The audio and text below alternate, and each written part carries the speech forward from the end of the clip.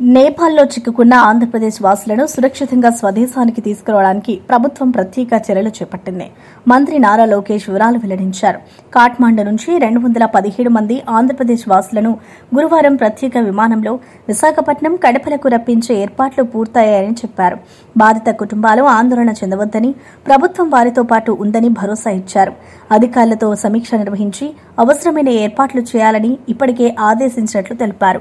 చిక్కుకున్న వారితో ఫోన్లో మాట్లాడుతూ త్వరలోనే సురక్షితంగా స్వదేశానికి రానున్నారని హామీ ఇచ్చారు. దేశం వెలుపల చిక్కుకుపోయిన ప్రతి తెలుగువాడి భద్రతకు ప్రభుత్వం కట్టుబడి ఉందని స్పష్టం చేశారు. ఈ చర్యతో కుటుంబ సభ్యులకు పెద్ద ఊరట కలుగుతుందని లోకేష్ వ్యాఖ్యానించారు. ఇప్పుడంతా ఇష్యూ సెటిల్ అయిపోయింది, పర్మిషన్ ఇచ్చారు. సో అందుకే రేపు మధ్యాహ్నం మనం ఫ్లైట్ వెళ్తుంది. మన వాళ్ళు వైజాగ్ కి, ఇంకా ఐ థింక్ అక్కడి నుంచి 2.5 గంటల ఫ్లైట్ మనకి వైజాగ్ కి. వైజాగ్ నుంచి ఒక 45 మినిట్స్ కడప.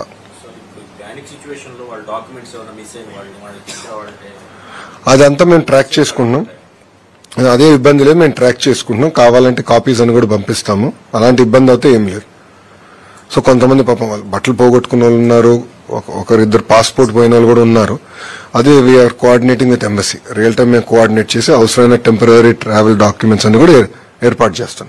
ఆ ప్రాబ్లం ఏం లేదు.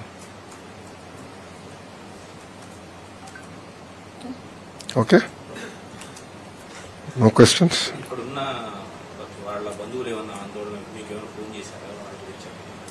అలాంటి పరిస్థితి రాలేదు, ఎందుకంటే వాళ్ళే డైరెక్ట్ గా మాట్లాడుకున్నారు కనుక ఆ పరిస్థితి ఏం లేదు.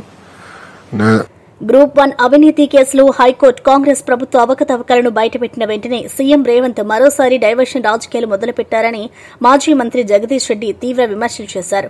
కేవలం మీడియాలో స్పేస్ ఆక్యుపై చేయగలిగిన ప్రజల మనసుల్లో స్థానం సంపాదించడం రేవంత్ వల్ల కాదని ఎద్దేవా చేశారు. ఇదొక లొట్టపీసు కేసు అని కేటీఆర్ ముందే చెప్పారని గుర్తు చేశారు. నిజంగా కేసులు పెట్టాలంటే రేవంత్ రెడ్డి 2 ఏళ్ల అరాచక పాలనపై 100 కేసులు పెట్టి జైలుకు పంపాలని ధ్వజమెత్తారు. రాష్ట్రంలో రైతులు, మహిళలు, యువత రేవంత్ పాలనపై శాపనార్థాలు పెడుతున్నారని, గురుకుల ఆస్తులలో విషాహారం వల్ల ప్రాణాలు కోల్పోయిన విద్యార్థుల ఆత్మలు కూడా ఆయన చుట్టూనే తిరుగుతున్నాయని వ్యాఖ్యానించారు.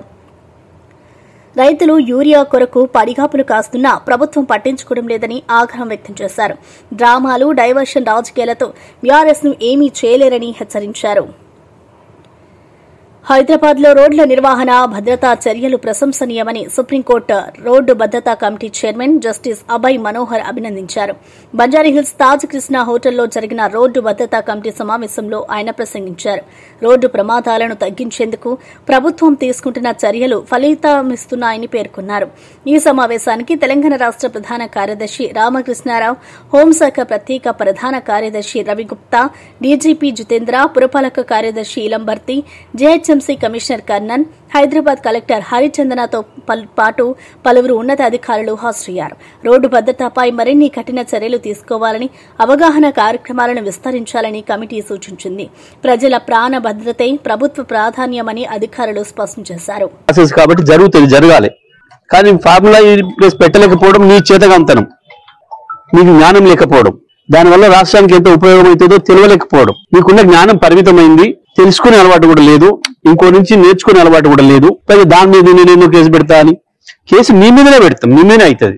ఎందుకంటే ఎవరికైతే పైసలు చేయనియో వాడిని కలిసిండు, నువ్వు వాడు కలిసి మీలాకత అయింది. వాని కాడ డబ్బులు వసూలు చేయాల్సింది చేయకుండా సాటుగా వాని కాడ డబ్బులు తీసుకుంటున్నావు. అందుకనే దొంగ డ్రామా చేస్తూ ఇవాళ ఏందో సేపు ఒక లీక్ ఇచ్చి ఎప్పుడో ఇచ్చింది నీ మీదకి విలకాన్నే ఉంది. కానీ నిన్న గ్రూప్ 1 విషయంలో నీ చేదగంతనం బయటపడిన తర్వాత తెలంగాణ యువత ముందట నువ్వు తలదించుకునే స్థితి వచ్చిన రోజు ఓ నాటకం వేసి మీడియాలో కొంత స్పేస్ ఆక్యుపై చేద్దామని చెప్పి ఏదో మాట్లాడినావు. కానీ నొట్టపీస్ కేసు అనే సంగతి కేటీఆర్ గారు ఆనాడే చెప్పిండు, ప్రజలందరూ కూడా తెలుసు. ఇటు ఏమి కాదనే సంగతి అందరికి కూడా తెలుసు.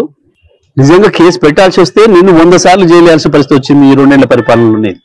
నువ్వు చేసిన దుర్మార్గాలకి, నువ్వు చేస్తున్న మోసాలకి, ప్రజలకి ఇచ్చిన హామీ ఒక్కటి నెరవేర్చకపోగా ఈ రకంగా నేనేదో మీడియాలో స్పేస్ ఆక్యుపై చేస్తేనేమో తిట్టో భయపెట్టించో లేదా నీ తాబేదారులతోనే గాని ప్రజల మైండ్లలో స్పేస్ ఆక్యుపై చేయలేవు. రైతులు ఎట్లా శాపనార్థాలు పెడుతురో చూస్తున్నాం, మహిళలు ఎట్లా శాపనార్థాలు పెడుతురో చూస్తున్నాం, యువత ఎంత కోపం ఉందో చూస్తున్నాం. నువ్వు నీ చేత చంపబడ్డ విద్యార్థులు 100 మంది పైగా ఇప్పటి వరకు నువ్వు పెట్టిన విషాహారం వల్ల చచ్చిపోయిన విద్యార్థులు, వాళ్ళ ఆత్మలు కూడా నీ చుట్టే తిరుగుతుంటాయి. ఒక్కటి కూడా తప్పుకోలేవు నువ్వు చేసే పాపాల నుంచి. ఇవాళ ఏదో గిరి దీంతో ఒక పూట గడుపుకుంటా అని అనుకుంటున్నామేమో. ఈ పూట గడుపుకోవడాలు ఆ నిమిషానికి ఎలా తీసుకోవడాలు కాదు. ప్రభుత్వం అంటే ప్రభుత్వం ప్రజలకు జవాబుదారీగా పనిచేయాల్సిన అవసరం ఉంది. ఇక నువ్వు కేసీఆర్ని తిట్టడం, కేసులు పెడతాను అనడం ఇవి ఒడిచిపోయినాయి. ఇక బంద్ చేసుకో. ఇవి ఈ చిల్లర టాక్టిక్స్ తో నువ్వు ప్రజల్ని ఏమర్చలేవు. కొత్తగా ఏదైనా వెతుక్కో. రేవంత్ రెడ్డి ఈ ఫార్ములాలు ఏ ఫార్ములాలు అన్ని ఫార్ములాలు వచ్చిపోయినాయి. నీ ఫార్ములానే పనికిమాలింది అని అర్థమైపోయింది ప్రజలకి.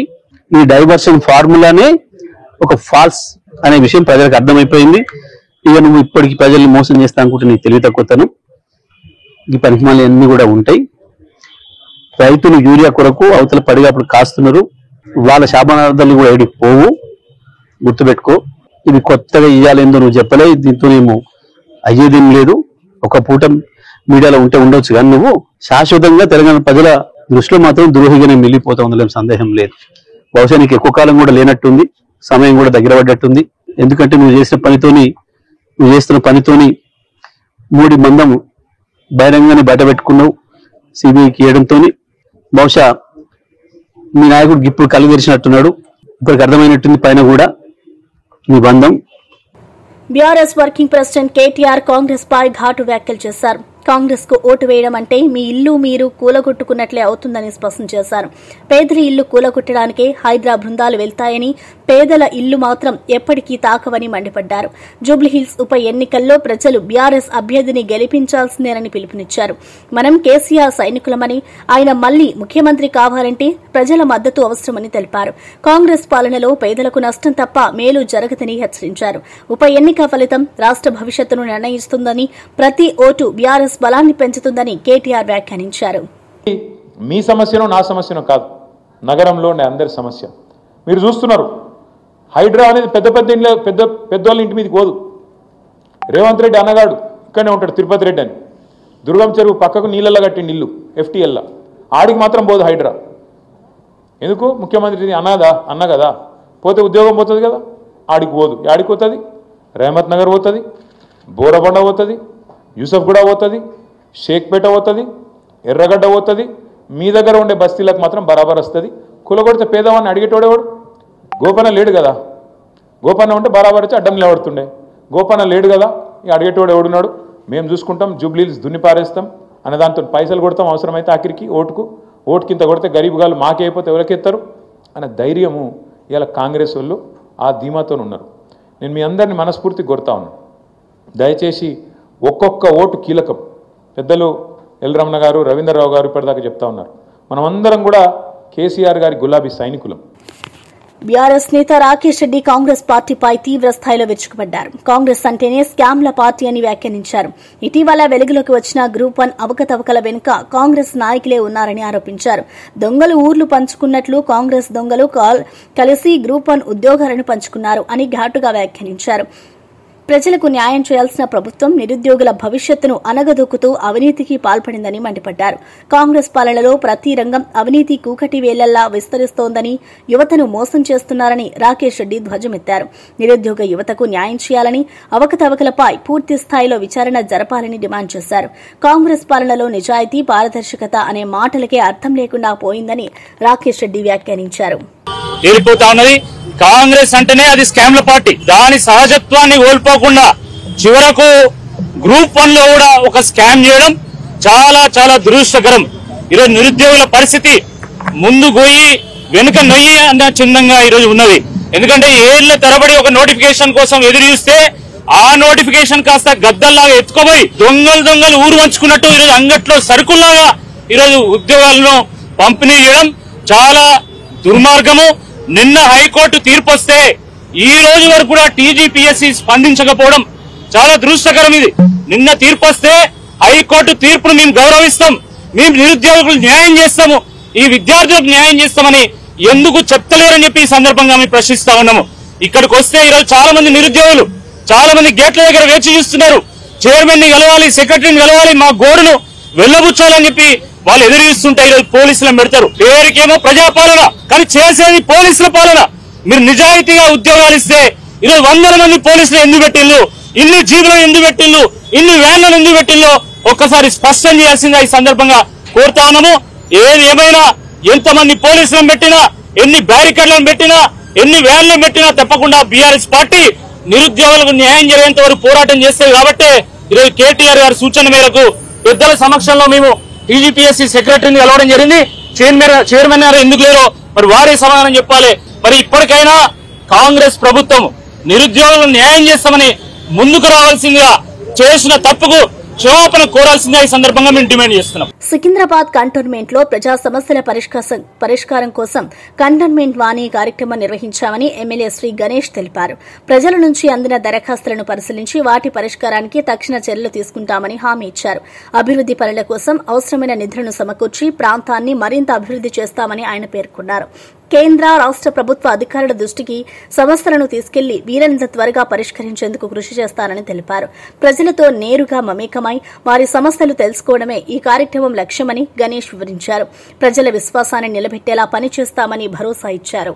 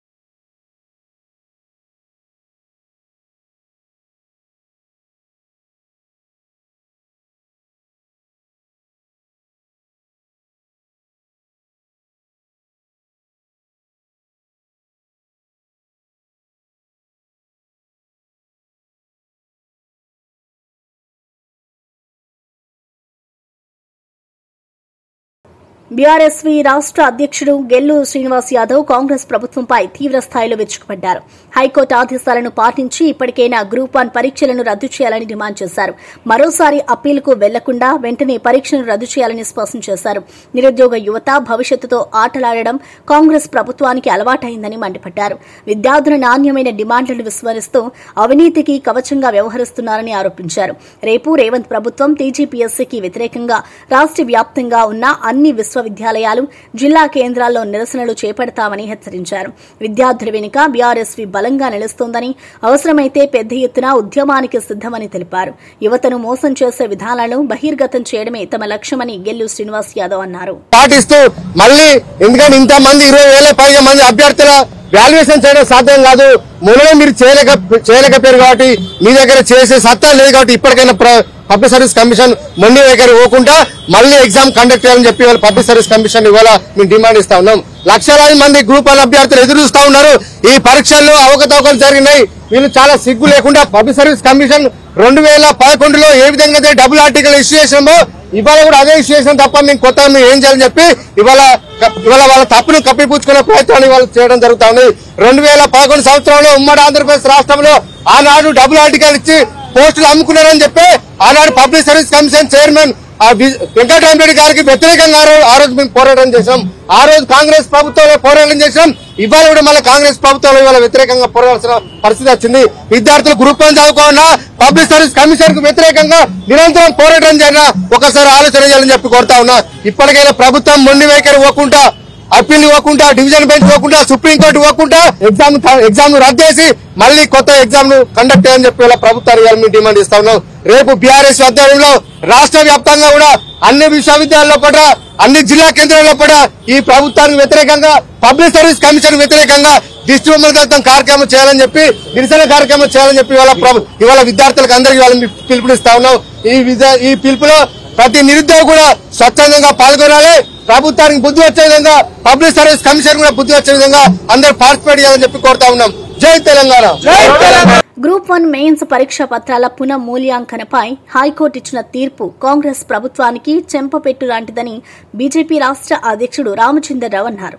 కాంగ్రెస్ ప్రభుత్వం నిరుద్యోగుల జీవితాలతో ఆటలాడుతోందని తీవ్రంగా మండిపడ్డారు. గ్రూప్ 1 నోటిఫికేషన్ నుంచి మూల్యాంకనం వరకు టీజీపీఎస్సీ లోపాభూయిష్ట విధానాలను అనుసరించిందని ఆరోపించారు. హైకోర్టు తీర్పుతో లక్షలాది నిరుద్యోగులకు న్యాయం జరుగుతుందని అన్నారు. బీఆర్ఎస్ హయాంలో పేపర్ లీకేజీ ఘటనల వల్ల విద్యార్థులకు జరిగిన అన్యాయం కాంగ్రెస్ పాలనలో కూడా కొనసాగుతుండడాన్ని ఖండించారు. నిరుద్యోగ యువత భవిష్యత్తును దెబ్బతీసే విధంగా పాలన సాగుతుందని దుయ్యబట్టారు. విద్యార్థుల ఆవేదనను అర్థం చేసుకుని ప్రభుత్వం వెంటనే చర్యలు తీసుకోవాలని, నిరుద్యోగుల పక్షాన బీజేపీ పోరాటం కొనసాగుతుందని రామచంద్రరావు స్పష్టం చేశారు. This order is a slap on the face of Telangana government, and it shows the lack of interest of Telangana state government on Public Service Commission, on which lakhs of students, unemployed youth, wait and depend for the employment announcements and conducting of examinations. This type of attitude of both earlier the government where the leakages of papers were there, and this government which failed to conduct examination properly, failed to evaluate the papers properly, which made hundreds of students to suffer because of the attitude of the state government. BRS MLC Dasoju Shravan Congress ప్రభుత్వంపై తీవ్ర విమర్శలు చేశారు. నిరుద్యోగుల జీవితాలతో రేవంత్ ప్రభుత్వం ఆటలాడుతోందని మండిపడ్డారు. High court ఇచ్చిన ఆదేశాలను బేషరతుగా పాటించి వెంటనే గ్రూప్ 1 పరీక్షను రద్దు చేయాలని డిమాండ్ చేశారు. పెద్ద పెద్ద లాయర్లను పెట్టి సుప్రీంకోర్టుకి వెళ్లడం అంటే విద్యార్థుల గొంతు కోసినట్టే అవుతుందని అన్నారు. అవినీతికి పాల్పడి నిరుద్యోగ యువత భవిష్యత్తును అణగదొక్కే ప్రయత్నం చేస్తున్నారని ఆరోపించారు.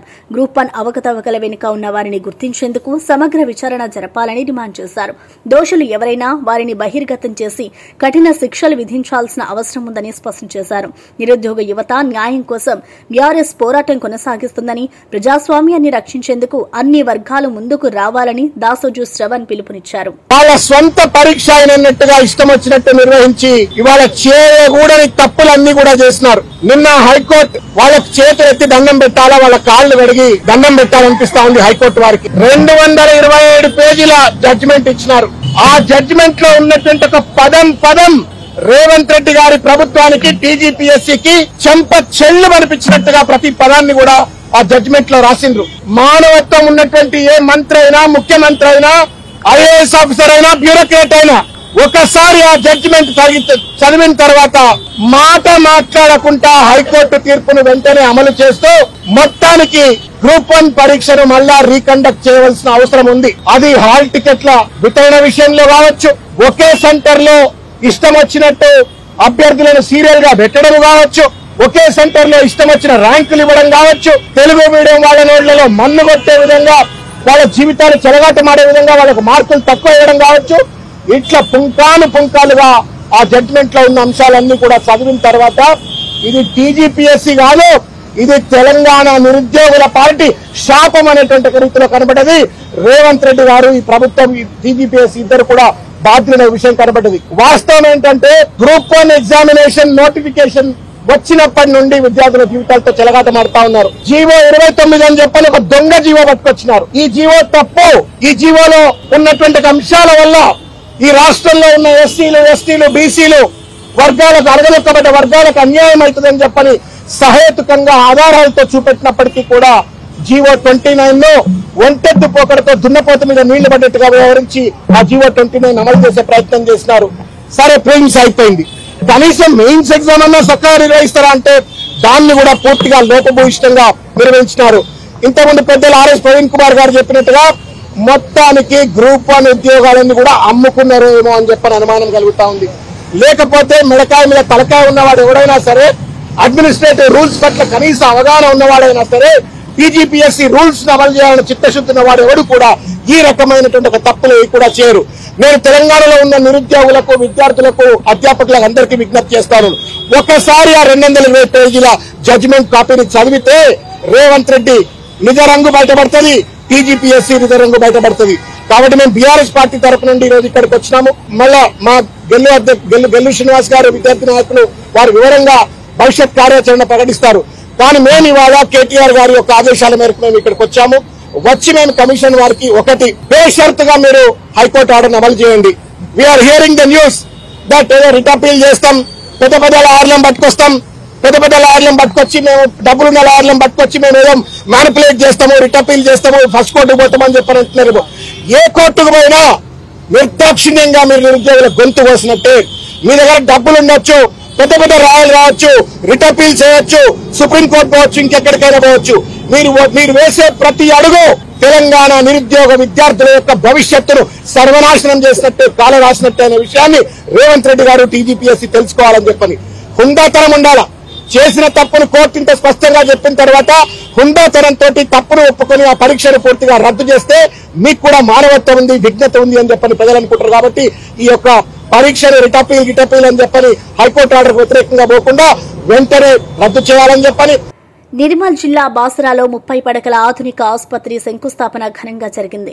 రాష్ట మంత్రి జూపల్లి కృష్ణారావు ఈ కార్యక్రమంలో పాల్గొని శంకుస్థాపన చేశారు. పార్టీ శ్రేణులు మంత్రికి ఘన స్వాగతం పలికారు. 5,75,00,000 రూపాయల వ్యయంతో ఈ ఆసుపత్రి అత్యాధునిక సౌకర్యాలతో నిర్మించబడుతోందని జూపల్లి తెలిపారు. ప్రజలకు మెరుగైన వైద్య సేవలు అందించడమే లక్ష్యమని ఆయన అన్నారు. శంకుస్థాపన అనంతరం మంత్రి బాసర సరస్వతి అమ్మవారిని దర్శించుకుని ప్రత్యేక పూజలు నిర్వహించారు. అనంతరం ఇటీవల కురిసిన భారీ వర్షాల కారణంగా పంటలు నష్టపోయిన రైతులను పరామర్శించి వారి సమస్యలు తెలుసుకున్నారు. రైతుల పక్షాన ప్రభుత్వం ఎల్లప్పుడూ ఉంటుందని, నష్టపరిహారం అందించేందుకు కృషి చేస్తారని భరోసా ఇచ్చారు. బాసర అభివృద్ది కోసం మరిన్ని కార్యక్రమాలు చేపడతామని మంత్రి జూపల్లి స్పష్టం చేశారు. బాసర పరిసర ప్రాంతాల్లో ఉండేటువంటి పేద ప్రజల ఆరోగ్యం కాపాడడం కోసం ఇక్కడ ఒక 30 పడకల ఆసుపత్రి కావాలని గౌరవ ముఖ్యమంత్రి గారు 5,75,00,000 30 పడకల ఆసుపత్రి మంజూరు చేయడం జరిగింది. దానికి ఇప్పుడు పునాది రాయి వేసే పథకం జరిగింది. రెండవది, ఈ రోజున ఇక్కడికి వచ్చిన ప్రధాన ఉద్దేశం ఒకటి బాసర సరస్వతి అమ్మవారి దర్శనంతో పాటుగా బాసర దేవాలయ అభివృద్ధి కోసం ఒకటి, రెండవది పునాది రాయి, మూడవది ఈ మధ్యలో కూర్చున్నటువంటి భారీ వర్షాల వల్ల పంట నష్టం పోయిన ప్రతి రైతు కూడా క్షేత్రస్థాయిలో పరిశీలన చేసి అధికారులకు ఆదేశించి వాటిని ప్రజలకు న్యాయం చేసే పద్ధతిలో నష్టపోకుండా దాని కోసం. రాయలసీమను కృష్ణా జలాలతో సుసంపన్నం చేయడానికి ముఖ్యమంత్రి చంద్రబాబు నాయుడు కృషి చేస్తున్నారని టీడీపీ సీనియర్ నేత కాలువ శ్రీనివాసులు అన్నారు. చెరువులు కలకలలాడుతున్నాయంటే అది కూటమి ప్రభుత్వ కృషి ఫలితమని పేర్కొన్నారు. రైతులు నీటి కొరతతో ఇబ్బందులు పడకుండా పడు ప్రాజెక్టులను ప్రారంభించి ముందుకు తీసుకెళ్తున్నారని తెలిపారు. వైఎస్ఆర్సీపీ పాలనలో రాష్ట్రం 25 ఏళ్లు వెనుకబడ్డదని మండిపడ్డారు. ఆ పార్టీ అవినీతి నిర్లక్ష్యం కారణంగా ప్రజలు తీవ్ర ఇబ్బందులు ఎదుర్కొన్నారని ఆరోపించారు. ఇప్పుడు కూటమి ప్రభుత్వం కృషితో రాయలసీమలో అభివృద్ది పనులు ఊపందుకున్నాయని, భవిష్యత్తులో మరింత ప్రగతి సాధిస్తుందని విశ్వాసం వ్యక్తం చేశారు. చంద్రబాబు నాయకత్వమే రాయలసీమ రైతులకు జీవనాధారం అవుతుందని కాలువ శ్రీనివాసులు వ్యాఖ్యానించారు. దారిద్ర్యానికి కరువుకు నిలయం. అలాంటి రాయలసీమ దారిద్ర్యాన్ని, పేదరికాన్ని రాజకీయ అవసరాల కోసం శతాబ్దాల కాలంగా భూస్వాములు, పెత్తందారులు వాడుకుంటే గడిచిన 3.5 దశాబ్దాల కాలంగా రాజశేఖర రెడ్డి కుటుంబం ఈ రాయలసీమ వెనుకబాటుతనాన్ని ఓట్ల రాజకీయ కోసం ఉపయోగించుకుంటా ఉంది. ఎన్టీ రామారావు గారే రాజకీయాల్లోకి రాకపోయి ఉంటే రాయలసీమలో అభివృద్ధి అనేది ప్రారంభం అయ్యేదా అని నేను అడుగుతా ఉన్నా. హంద్రీ నీవా, గాలేరు నగరి, సుజల సర్వంతులు, తెలుగు గంగా ప్రాజెక్టు లాంటి మహోన్నతమైన సాగునీటి, తాగునీటి ప్రాజెక్టులకు రూపకల్పన చేసిన నాయకుడు తారక రాముడైతే వాటి ఫలితాలను ఈ రోజు రాయలసీమకు అందిస్తున్న నాయకుడు మన నాయకుడు నారా చంద్రబాబు నాయుడు గారు. మన చెరువుల్లో ఎండాకాలంలో కూడా నీళ్లు చూస్తా ఉన్నాం. తాగునీటికి ఇబ్బంది లేకుండా గడుపుతా ఉన్నామంటే దాని వెనకాల చంద్రబాబు నాయుడు శ్రమ ఉంది, ఆలోచన ఉంది. ఆయన ముందులో అడుగడుగున పండ్ల తోటల సుక్షేత్రంగా మార్చి ప్రతి కుటుంబంలోనూ ప్రగతి వెలుగులు నింపగల నిండు పున్నమి చంద్రుడు నారా చంద్రబాబు నాయుడు గారు ఒక్కరే. ములుగులో ఆత్మహత్య చేసుకున్న పారిశుద్ధ్య కార్మికుడు మహేష్ కుటుంబాన్ని పంచాయతీరాజ్ శాఖ మంత్రి సీతక్క పరామర్శించారు. కుటుంబానికి అండగా నిలుస్తూ 5 లక్షల రూపాయల చెక్కును అందజేశారు. బాధలో ఉన్న కుటుంబాన్ని భవిష్యత్తులోనూ అన్ని విధాలా ఆదుకుంటామని భరోసా ఇచ్చారు. మహేష్ మృతిని విపక్షాలు రాజకీయ ప్రయోజనాల కోసం వాడుకుంటున్నందుకు సీతక్క తీవ్రంగా మండిపడ్డారు. కార్మికుల సమస్యలను పరిష్కరించేందుకు ప్రభుత్వం కట్టుబడి ఉందని, వారికి అవసరమైన సహాయం అందించేందుకు చర్యలు తీసుకుంటామని స్పష్టం చేశారు. పారిశుద్ధ్య కార్మికుల శ్రేయస్సు కోసం ప్రత్యేక ప్రణాళికలు రూపొందిస్తున్నామని తెలిపారు. మహేష్ కుటుంబం ఇబ్బందుల్లో ఉండకూడదని, పిల్లల విద్యా భవిష్యత్ కోసం కూడా తగిన సాయం అందిస్తామని హామీ ఇచ్చారు. ప్రజల సమస్యల పరిష్కారమే తన కర్తవ్యమని సీతక్క అన్నారు. కానీ మా జోబులలో ఉంటే మేము ఇచ్చేది, లేకుంటే నలుగురు దగ్గర మా కార్యకర్తల దగ్గర అడుక్కొని మేము ఇచ్చినాం. కానీ ఈ రోజు బీఆర్ఎస్ నాయకులు వాళ్ళు చేస్తున్న డ్రామాలు అందరూ చూస్తున్నారు. కేటీఆర్ 10 సంవత్సరాల అధికారంలో ఉన్నారు, మున్సిపల్ శాఖ మంత్రిగా చేసిండు. వాళ్ళు కాళేశ్వరం మీద ఎట్లా దోసుకున్నారో ప్రజలందరికీ తెలుసు. ఈ రోజు ఇక్కడ డ్రామా చేసే దాంట్లో ములుగులో రిచ్ హైయెస్ట్ అయ్యి రియల్ ఎస్టేట్ చేసేటోళ్ళు ఇవాళ డబ్బాలు పట్టుకొని వచ్చి మైదా మహేష్ పేరుతోటి వసూలు చేయడం అనేది బాధాకరము. సరే, వాళ్ళ కుటుంబానికి అది నచ్చిందా నచ్చలేదా వాళ్ళ ఇష్టము. కానీ ఈరోజు ఒక వ్యక్తి చనిపోయినప్పుడు అది గవర్నమెంట్ నుంచి కూడా మేము దాదాపుగా 5 లక్షల వరకు మేము సాయం చేస్తున్నాం. దాని తర్వాత ఇన్సూరెన్స్ ఉండే, ఇంకా ఇల్లు అని పెట్టిద్దాం అనుకుని ఇవన్నీ కూడా ఉన్నాక గవర్నమెంట్ ఏం చేయట్లేదు అనేది ఏదైతే చేసిరో రాజకీయం కోసం, అది చాలా బాధాకరం. తిరుమల తిరుపతి దేవస్థానం మాజీ ఈవో శ్యామలరావుకు ఘనంగా వీడ్కోలు పలికారు. టీటీడీ నుంచి బదిలీ అయిన ఆయన విధి నిర్వహణలో సహకరించిన అధికారులు, ఉద్యోగులు, అర్చకులు, ఆలయ సిబ్బందికి కృతజ్ఞతలు తెలిపారు. గత 14 నెలల కాలంలో తిరుమలలో ఎన్నో సంస్కరణలు చేపట్టామని గుర్తు చేశారు. ప్రత్యేకంగా అన్నప్రసాదం, లడ్డూ ప్రసాదాల నాణ్యతలో ఎలాంటి లోపాలు లేకుండా చర్యలు తీసుకున్నామని వివరించారు. భక్తుల సౌకర్యం కోసం పలు ఆధునిక సదుపాయాలు అందించామని చెప్పారు. టీటీడీ ఈవోగా పనిచేసే అవకాశం కల్పించిన ముఖ్యమంత్రి చంద్రబాబుకు కృతజ్ఞతలు తెలిపారు. ఆయన సేవలకు గుర్తింపుగా టీటీడీ సిబ్బంది ఘనంగా వీడ్కోలు కార్యక్రమం నిర్వహించారు. శ్యామలరావు సేవలు తిరుమల చరిత్రలో చిరస్మరణీయంగా నిలుస్తాయని పలువురు పేర్కొన్నారు.